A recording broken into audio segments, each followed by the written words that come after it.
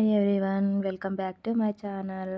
ఈరోజు బగారా రైస్ ఎలా ప్రిపేర్ చేసుకోవాలో చూద్దామండి. దానికి కావాల్సిన ఇంగ్రీడియంట్స్: మసాలా దినుసులు, కొత్తిమీర, పుదీనా, ఆనియన్, మిర్చి. రైస్ వాష్ చేసుకొని పక్కన పెట్టుకొని గ్యాస్ స్టవ్ ఆన్ చేసుకొని బాండీ పెట్టుకొని అందులో ఆయిల్ వేసి కొంచెం మసాలా దినుసులు అందులో వేసి యాడ్ చేసుకోవాలి.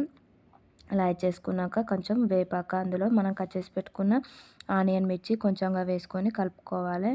ఇలా కలుపుకున్నాక మనం కట్ చేసి పెట్టుకున్న కొత్తిమీర, పుదీనా అందులో యాడ్ చేసుకొని కొంచెం పచ్చివాసన వెళ్ళే వరకు వేపుకోవాలండి. ఇలా వేపుకున్నాక మనం ఏ గ్లాస్తో అయితే రైస్ తీసుకున్నామో ఆ గ్లాస్తో నేనైతే 6 గ్లాసెస్ వాటర్ తీసుకున్నాను. 4 గ్లాసెస్ రైస్ తీసుకుంటే మీరు ఏ గ్లాస్తో అయితే రైస్ తీసుకుంటారో ఆ గ్లాస్కి ఒక 2 గ్లాసెస్ యాడ్ చేసుకోండి, సరిపోతుంది. ఇందులో కొంచెం రుచికి సరిపడా సాల్ట్ వేసుకోండి.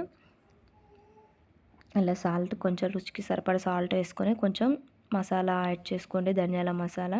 ఇలా యాడ్ చేసుకున్నాక రైస్ వాటర్ ఇలా పూర్తిగా మరిగిపోవాలండి. ఇలా మరిగిపోయాక రైస్ కొంచెం కొంచెంగా మనం వాష్ చేసి పెట్టుకుని కొంచెం కొంచెంగా యాడ్ చేసుకోవాలి.